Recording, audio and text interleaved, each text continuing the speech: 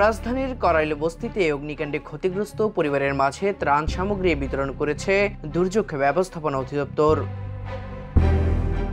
দুর্যোগ ব্যবস্থাপনা ও ত্রাণ মন্ত্রণালয়ের উপদেষ্টা বীর প্রতীক ফারুকী আজমের নির্দেশে বুধবার ২৬ নভেম্বর বিকেলে বস্তির ক্ষতিগ্রস্ত অংশে গিয়ে এই সহায়তা কার্যক্রম পরিচালনা করা হয়। এ সময় আগুনে ঘরবাড়ি ও সহায় সম্বল হারানো শতাধিক পরিবারের হাতে চাল, ডাল, তেল, শুকনা খাবার, কম্বল, পানি, শিশু খাদ্য এবং নগদ সহায়তা সহ প্রাথমিক ত্রাণ সামগ্রী তুলে দেওয়া হয়।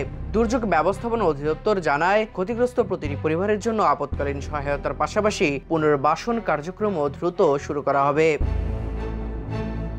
ত্রাণ বিতরণ কার্যক্রমে উপস্থিত ছিলেন অধিদপ্তরের মহাপরিচালক রেজাউনুর রহমান। তিনি বলেন, আমরা কালকে যেমন সারা রাত এখানে ছিলাম, আজকে সকালেও পরিদর্শন করে ক্ষতিগ্রস্তদের তালিকা তৈরি করেছি। এটা প্রায় 1800 এবং প্রত্যেক পরিবারকে আমরা আমাদের শুকনা খাবার দিচ্ছি। সেখানে চাল, ডাল, তেল, লবণ, চিনি, হলুদ গুঁড়া, ধনিয়া গুঁড়া এরকম 8টি আইটেম রয়েছে। প্রায় 14.5 কেজির একটা প্যাকেজ। আমরা তাদের শীতের কথা চিন্তা করে কম্বল দেওয়া হচ্ছে, ওনাদেরকে মশারি দেওয়া হচ্ছে। আমরা এই যে ক্ষতিগ্রস্ত যারা হয়েছেন তাদের সহায়তার জন্য একাধিকবার আমাদের অফিসে সভা করেছি।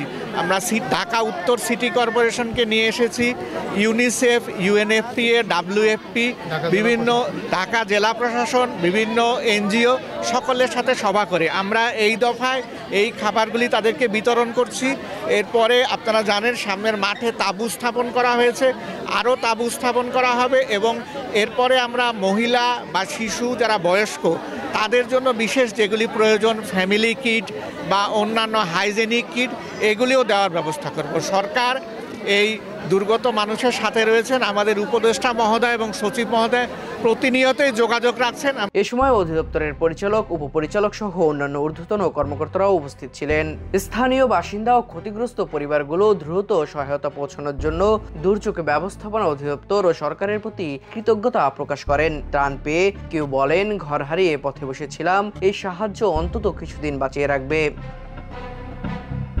গত সোমবার রাতের ভয়াবহ অগ্নিকাণ্ডে করাইল বস্তিতে শতাধিক ঘর পুড়ে যায়। এতে কয়েক হাজার বাসিন্দা সাময়িকভাবে মানবেতর জীবনযাপন করছেন।